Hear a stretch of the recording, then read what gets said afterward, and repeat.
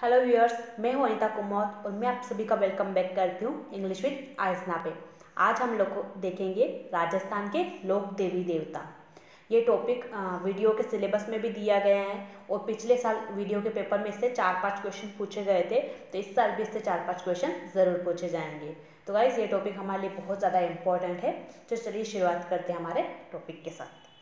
तो सबसे पहले अपन देखेंगे राजस्थान के लोक देवता। गाइस कुछ ऐसे लोक देवता भी हैं जिनको मुस्लिम भी पूजा करते हैं और जिनकी हिंदू भी पूजा करते हैं। तो इस तरह के लोक देवता को कहते हैं पीर। पीर मतलब जिनकी मुस्लिम भी पूजा करे और जिनकी हिंदू भी पूजा करे। तो गाइस राजस्थान में से कुछ 5 लोक देवता है जिनको पंच पीरों में शामिल किया गया है, जिनकी पूजा हिंदू भी करते हैं और जिनकी पूजा मुसलमान लोग भी करते हैं। तो कौन कौन से लोक देवता हैं जो कि पंच पीरों में शामिल है?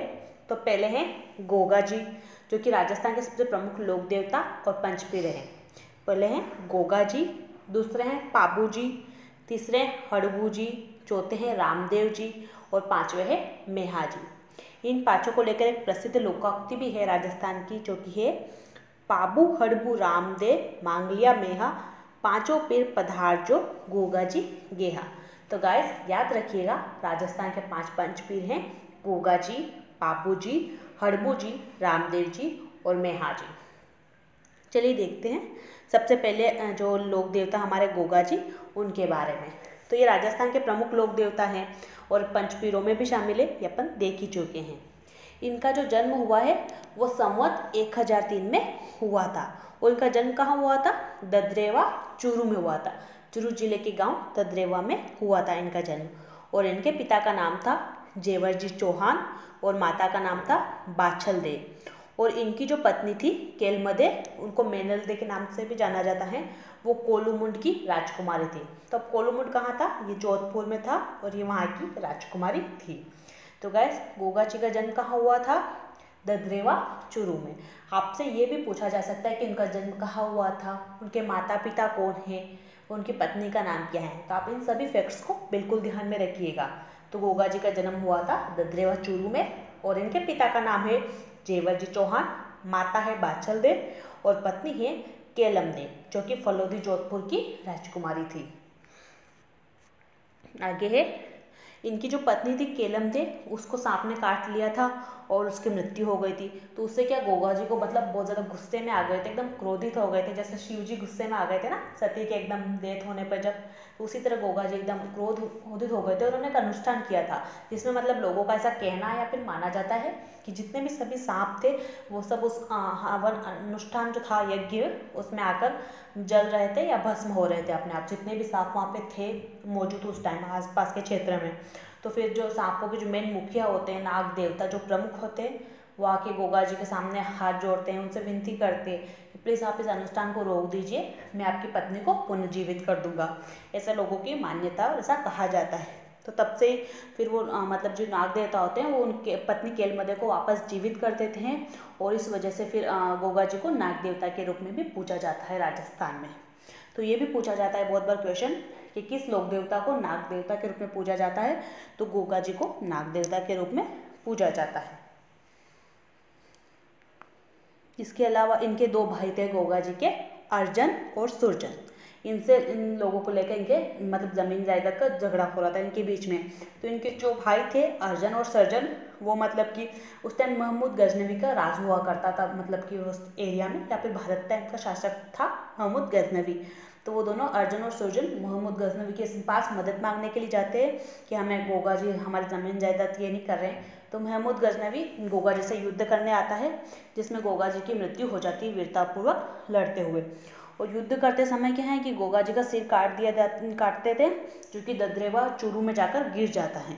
इसीलिए उसको कौन सा कहा जाता है? शीर्षमेढ़ी कहा जाता है। किसको कहा जाता है? ददरेवा चूरू को शीर्षमेढ़ी कहा जाता है, क्योंकि युद्ध करते हुए गोगा जी का सर कट के वहाँ पे गिर जाता है तथा उनका जो धड़ बाकी जो था वो हनुमानगढ़ में गिरता है, इसलिए वहाँ पे धड़मेढ़ी या धूरमेढ़ी या गोगा मेढ़ी भी उसे कहते हैं। और ये गोगा जी का प्रमुख फेमस स्थान है गोगा मेढ़ी। और जब उन्होंने देखा महमूद गजनवी ने कि वो जो गोगा जी है पूरे उनका सर अलग कर दिया, उसके बाद भी युद्ध कर रहे हैं, तो उन्होंने उसको क्या नाम दिया, ज़ाहिर पीर नाम दिया। ये नाम किसने दिया था, महमूद गजनवी ने गोगा जी को नाम दिया था ज़ाहिर पीर। ऐसा इंसान जिसका पूरा सर अलग हो गया उसके बाद भी वो युद्ध कर रहा है। तो गोगा जी को ज़ाहिर पीर के नाम से भी जाना जाता है, उन्हें नाग देवता के रूप में भी पूजा जाता है, और उनका प्रमुख स्थान है गोगामेड़ी, क्योंकि उनका धड़ वहाँ पे गिर गया था। और इसके अलावा शेषमेड़ी कहाँ पर है, ददरेवा चूरू में है। ये सब मैंने इसमें लिखा भी है, आप इसे पढ़ सकते हैं। तो बिना सिर के ही गोगा जी को युद्ध करते हुए देखकर महमूद गजनवी ने गोगा जी को ज़ाहिर पीर या फिर प्रत्यक्ष पीर कहा। उत्तर प्रदेश में गोगा जी को जहर उतारने के कारण जहर पीर या ज़ाहिर पीर भी कहते हैं। जिन लोगों को सांप काट जाता है वो उनको गोगा जी के स्थान पे लेके जाते हैं, कि ऐसा मानते हैं कि वहाँ पे जाके उनका जहर उतर जाता है। आगे है, जो गोगामेड़ी का जो निर्माण है वो फिरोज शाह तुगलक ने करवाया है, और गोगामेड़ी के मुख्य द्वार पे बिस्मिल्लाह लिखा है। याद रखिएगा, गोगामेड़ी का निर्माण किसने करवाया है, तो फिरोज शाह तुगलक ने करवाया है। उसके द्वार पे क्या लिखा हुआ है, बिस्मिल्लाह लिखा हुआ है। ये भी आपसे पूछा जा सकता है, ये बहुत इंपॉर्टेंट फैक्ट्स हैं। वो तथा गोगामेड़ी की आकृति कैसी है, तो मकरेबुना बनाया हुआ, क्योंकि मुस्लिम लोग भी उसकी पूजा करते हैं, तो एक दरगाह की तरह बनाया हुआ है। और गोगामेड़ी का जो वर्तमान स्वरूप है वो बीकानेर के महाराज गंगा सिंह की देन है।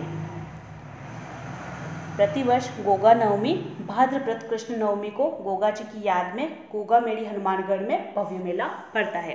गाइस, इस फैक्ट को बिल्कुल याद रखिएगा कि प्रत्येक भाद्रपद कृष्ण नवमी को जो है वो गोगा जी का मेला भरता है। कब भरता है, भाद्रपद कृष्ण नवमी को। कहाँ पे, गोगामेड़ी हनुमानगढ़ में भरता है।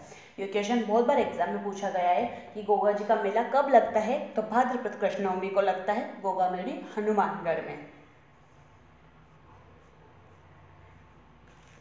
आगे, गोगा जी की आराधना में श्रद्धालु सांकल नृत्य करते हैं। कौन सा नृत्य होता है गोगा जी की आराधना में, सांकल नृत्य होता है।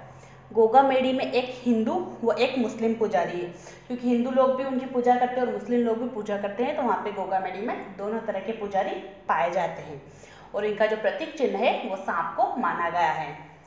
और इनका जो मतलब प्रमुख स्थान होता है, वो पूजा स्थल होता है, वो खेजड़ी वृक्ष के नीचे होता है। खेजड़ी वृक्ष के नीचे गोगा जी का निवास स्थान माना जाता है।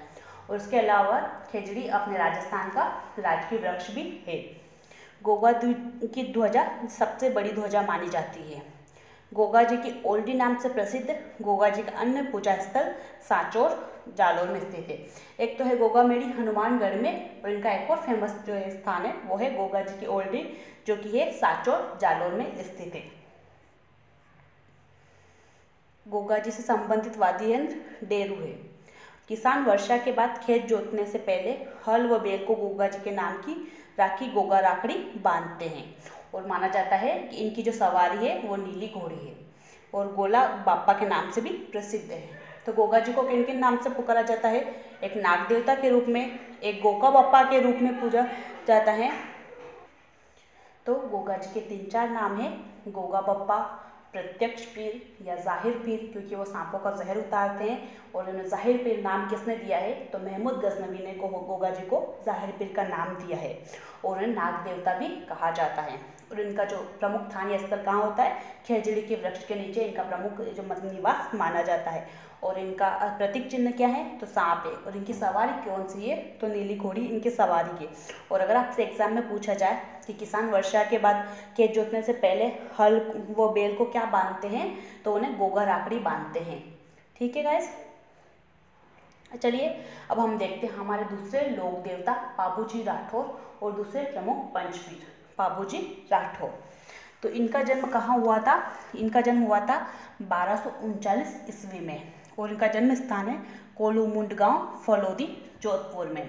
जो गोगा जी की पत्नी थी वो भी फलोदी जोधपुर की ही थी, और पाबूजी राठौर का जन्म भी हुआ है कोलूमुंड गांव में, फलोदी, जोधपुर में। और इनके पिता का नाम है धांधल जी राठौर और माता कमला दे, वह इनकी पत्नी का नाम था फूलमदे या फिर सुपिया दे सोड़ी। तो पाबूजी का जन्म कहाँ हुआ है, कोलूमुंड गांव में, फलोदी, जोधपुर में। और पिता का नाम है धांधल जी राठौर, माता है कमला दे, और इनकी जो पत्नी थी वो फूलमदे अमरकोट के राजा सूरजमल सोड़ा की पुत्री थी। पाबू जी की जो घोड़ी है वो है केसर कालमी। ये काले रंग की घोड़ी है, उन्हें देवल चारनी ने, जो जायल नागौर के काचेला चरण की पत्नी थी, उन्होंने दी थी। पाबू जी की घोड़ी कौन सी है? केसर कालमी। और जो इन्हें घोड़ी किस लिए दी थी? गायों की रक्षा करने के बदले में उन्हें ये घोड़ी मिली थी, केसर कालमी। और सन 1276 ईस्वी में जोधपुर के देचू गांव में देवल चारनी की गायों को जिंदराव खिची से छुड़ाते हुए पाबूजी वीर कृति को प्राप्त हुए। पाबूजी की पत्नी उनके वस्त्रों के साथ सती हुई। इस युद्ध में पाबूजी के भाई बूढ़ोजी भी शहीद हुए। तो एक औरत थी वहीं पास में जिसका नाम था उनका गाँव था देवल चारनी। वहाँ पे किसी की गायों को बचाते हुए पाबूजी वीरगति को प्राप्त हो गए थे, उससे युद्ध करते हुए। और उनकी पत्नी ने उनके कपड़ों के साथ वहाँ पे अपना सती कर लिया था। और उनके जो साथ में भाई थे बूढ़ो जी, वो भी शहीद हो गए थे। पाबूजी के भतीजे वो बूढ़ो जी के पुत्र रूपनाथ जी ने जिंदराव खिची को मारकर अपने पिता व चाचा की मृत्यु का बदला लिया। तो जिंदराव खिची जिसने गायों को बचाते हुए बाबूजी की डेथ हो गई थी, वीरगति को प्राप्त हो गए थे, उसके बाद उनका बदला लिया उनके भतीजे ने उसको मार के, जिंदराव खिची को। रूपनाथ जी को भी लोक देवताओं के रूप में पूजते हैं। रूपनाथ जी कौन है? बाबूजी के भतीजे हैं और उनके भाई बूढ़ो जी के पुत्र हैं। राजस्थान में रूपनाथ जी के प्रमुख मंदिर को कोलूमुंड तथा सिम्बुदड़ा में है। तो रूपनाथ जी का मंदिर कहाँ पर है? एक कोलूमुंड में है और एक और सिम्बुदड़ा में है। हिमाचल प्रदेश में रूपनाथ जी को बालकनाथ के नाम से भी जाना जाता है। हिमाचल प्रदेश में भी रूपनाथ जी को पूजा जाता है। पाबूजी की फड़ नायक जाति के भील भोपे रावण हत्या वाद्य यंत्र के साथ बाजते हैं। ये भी क्वेश्चन पूछा जाता है अक्सर कि कौन सी फड़, और सबसे ज़्यादा बड़ी फड़ किसकी होती है? तो देवनारायण जी की फड़ सबसे ज़्यादा बड़ी है। गाइस, फड़ क्या होती है? फड़ एक तरह की मतलब लिखित चित्रशैली होती है जो कि स्पेशल किसी कपड़े पर उकेरी जाती है। अगर आपसे ये पूछा जाए कि फड़ काय पर लिखी जाती है तो उसका आंसर होगा कपड़े पर फड़ लिखी जाती है। जिसका जो मंदिर की पूजा करते हैं वो लोग उसको पढ़ते हैं, उसका वाचन करते हैं। तो पाबूजी के फड़ कौन पढ़ता है? नायक जाति के भील भोपे रावण हत्या वाद्य यंत्र के साथ पढ़ते हैं। आपको ये भी याद रखना होगा कौन सा वाद्य यंत्र के साथ? तो रावण हत्या वाद्य यंत्र के साथ बाजते हैं। और जो मारवाड़ में ऊँट कौन सबसे पहले लाया था? तो बापूजी लाए थे। तो मारवाड़ में सांडे या ऊँटनी लाने का श्रेय भी बापूजी को जाता है। इसलिए बापूजी को एक और देवता के रूप में ऊँटों के देवता, गोरक्षक देवता तथा प्लेग रक्षक देवता के रूप में प्रसिद्ध है। आप इसको बिल्कुल याद रखिएगा कि बापूजी को ऊँटों का देवता, गोरक्षक देवता और प्लेग रक्षक देवता के रूप में भी जाना जाता है। और बापूजी को किसका अवतार मानते हैं? तो लक्ष्मण का अवतार बापूजी को माना जाता है। ऊँटों की पालक जाति रायका, रेबारी, देवासी आदि के आराध्य कौन है? देव बापूजी ही है। ऊँटों की जो जाति होती है, पालक जाति जो ऊँटों को रखते हैं, रायका, रेबारी, देवासी, इन सब के आराध्य देव बापूजी ही है।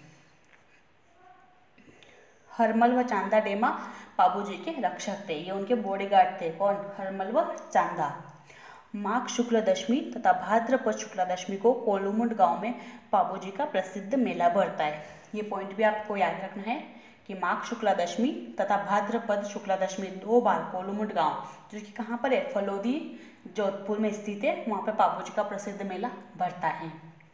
बाबूजी के पवाड़े या पावड़े, जिनको अपन गीत बोलते हैं, जो कि किसी भी भगवान के लिए गाए जाते हैं, जो माठ वाद्य यंत्र के साथ गाए जाते हैं। तो बाबूजी के जो पावड़े हैं वो माठ वाद्य यंत्र के साथ गाए जाते हैं, और इनकी फड़ को रावण हत्या यंत्र, जो वाद्य यंत्र है, उसके साथ बांटा जाता है।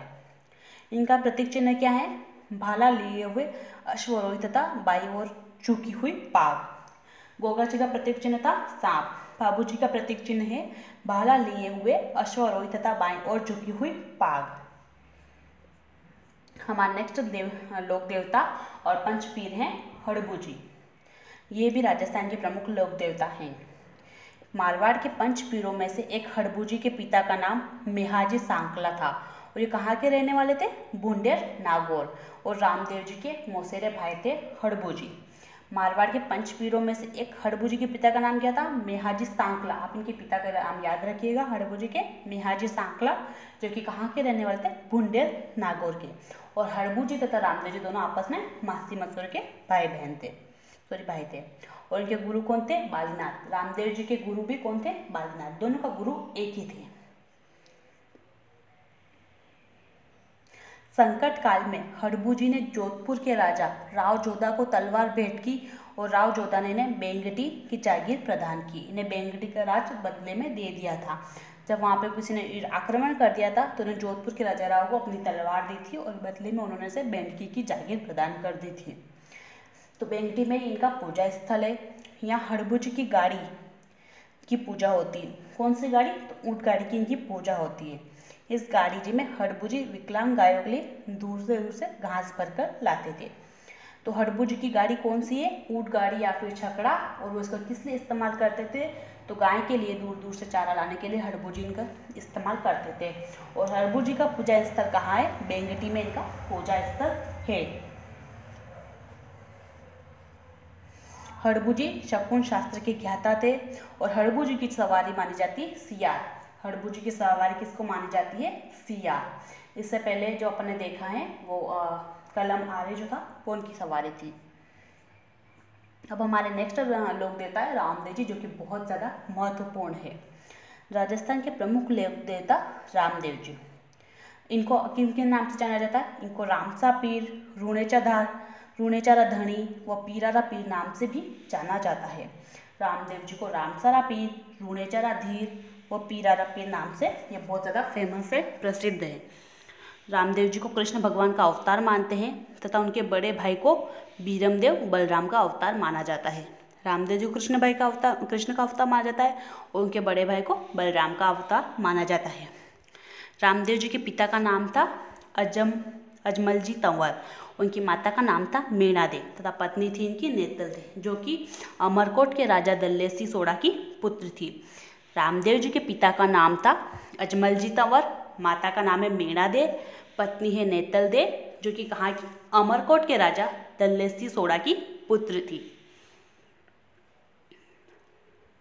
लोक मान्यता के अनुसार रामदेव जी का जो जन्म है वो कहाँ पे? उंडू कश्मीर गांव में हुआ था, जो कि जो तहसील है शिव बाड़मेर में है। भाद्रपद शुक्ला द्वितीया को हुआ। रामदेव जी का जन्म कब हुआ?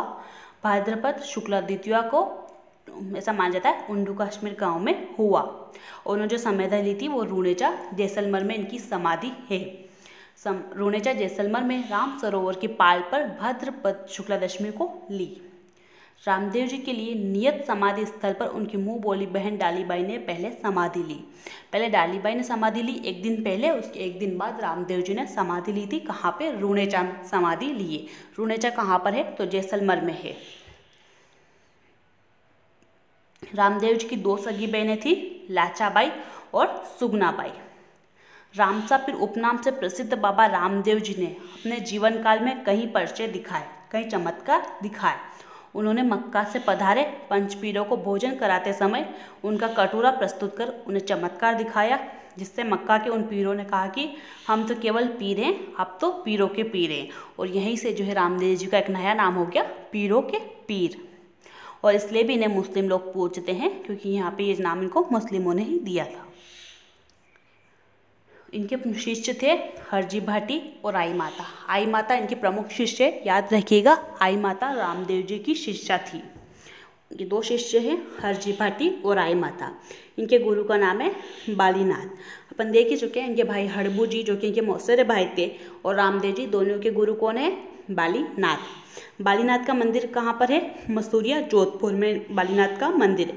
जब अपन रामदेव जी जाते हैं तो पहले बालीनाथ जी का मंदिर आता है, फिर रामदेव जी का मंदिर आता है। ऐसा भी माना जाता है कि सातलमेर में कोई भैरव राक्षस रहता था, जो कि लोगों को मतलब बलि चढ़ाता था हर सप्ताह में, ऐसा माना जाता है। उसका वध भी किसने किया? रामदेव जी ने किया और वहाँ के लोगों की रक्षा करी। सातलमेर पोखरण में भैरव राक्षस का वध रामदेव जी ने किया। और रामदेव जी की जो 5 रंग की ध्वजा थी उसे नेजा कहा जाता है।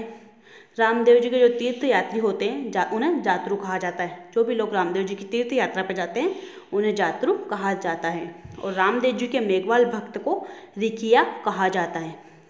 रामदेव जी की आराधना में श्रद्धालु लोक रिकियों से जम्मा जागरण दिलाते हैं। जम्मा क्या होता है? एक तरह का जागरण होता है जो कि रामदेव जी के मेघवाल भक्त करते हैं।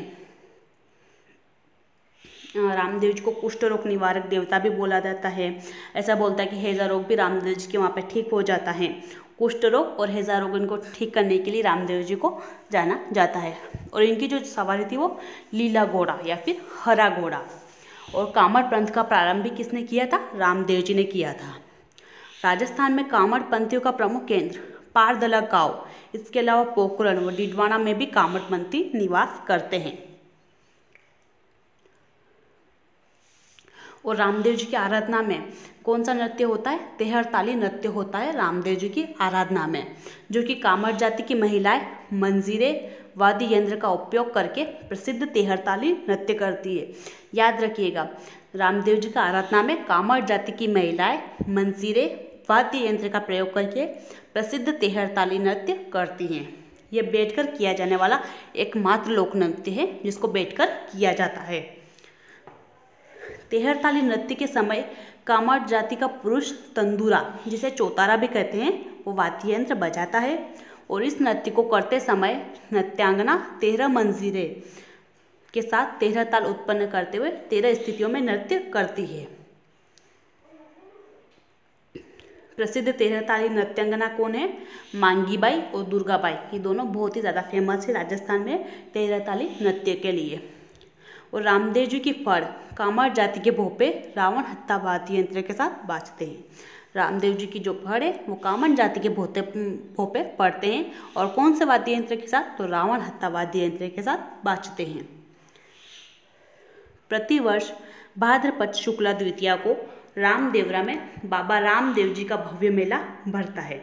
पश्चिमी राजस्थान का ये सबसे बड़ा मेला सांप्रदायिक सद्भाव के लिए प्रसिद्ध है, क्योंकि यहाँ पे हिंदू और मुस्लिम दोनों लोग आते हैं, इसलिए सांप्रदायिक सद्भाव के लिए बहुत ही फेमस है। और इनका मेला कब लगता है? तो प्रतिवर्ष भाद्रपद शुक्ला द्वितीया को रामदेवरा में इनका मेला भरता है। अब रामदेव जी का प्रतीक चिन्ह कौन सा है? तो पंगल्या, जो कि पत्थर पर उत्कीर्ण रामदेव जी के प्रतीक के रूप में 2 पैर होते हैं। किसी भी पत्थर पे जो रामदेव जी के 2 पैर बना दिए जाते हैं, जिसे पंगल्या कहते हैं। ये रामदेव जी का प्रतीक चिन्ह माना जाता है। रामदेव जी एक कवि भी थे, तो रामदेव जी एकमात्र ऐसे लोक देवता थे जो कवि थे। 24 बाणियाँ रामदेव जी की प्रसिद्ध रचनाएं। 24 बाणियाँ के लेखक कौन है? तो रामदेव जी, अगर आपसे पूछा जाए एग्जाम में तो। रामदेवरा में स्थित रामदेव जी के मंदिर का निर्माण बीकानेर के महाराजा गंगा सिंह ने करवाया था। रामदेव जी के मंदिर का निर्माण किसने करवाया? तो बीकानेर के महाराजा गंगा सिंह ने करवाया। अब रामदेव जी के कौन कौन से फेमस जो पूजा स्थल है? पहला है रामदेवरा, दूसरा है रूणेचा जैसलमेर में। रामदेवरा रूणेचा वहीं पर है। कहाँ पर है? जैसलमेर में। रूणेचा में रामदेव जी ने समाधि ली थी, वही उनका फेमस पूजा स्थल है। दूसरा है एक और मसूरिया, जो कि जोधपुर में स्थित है। तीसरा है बिराठिया, जो कि पाली जिले में है। और चौथा बिठूजा बाड़मेर में है। एक और है सुरता खेड़ा, जो कि चित्तौड़गढ़ में है। और छोटा रामदेवरा जूनागढ़ गुजरात में है। छोटा रामदेवरा जूनागढ़ गुजरात में है। अब हमारे आखिरी पंचपीरों में शामिल लोक देवता हैं मेहाजी। मांगलियों के इष्ट देव होने के कारण इन्हें मांगलिया मेहाजी भी कहते हैं। ये कौन सी जाति के इष्ट देव हैं? तो मांगलियों के इष्ट देव हैं मेहाजी। इनके जो घोड़े का नाम था वो है किरण काबड़ा। किरण काबड़ा इनके घोड़े का नाम था। और इनकी मृत्यु कैसे हुई थी? तो जैसलमेर के राव राणंग देव भाटी से युद्ध करते हुए शहीद हुए। जैसलमेर के राव राणंग देव भाटी से युद्ध करते हुए शहीद हुए। उनका प्रमुख पूजा स्थल है बापिनी गांव, जो कि कहाँ पर है? ओसिया जोधपुर में। इनका प्रमुख पूजा स्थल है मेहाजी का। और कृष्ण जन्माष्टमी और लेक देवता मेहाजी की जन्माष्टमी मनाई जाती है।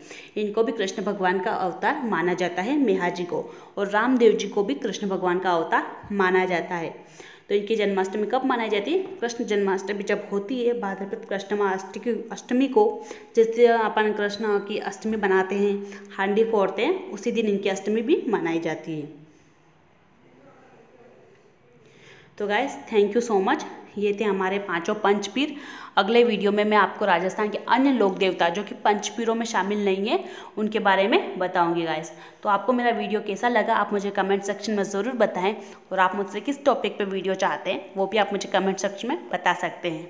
Thank you so much for watching. मिलते हैं मेरे नेक्स्ट वीडियो में, तब तक के लिए बाय बाय, टेक केयर।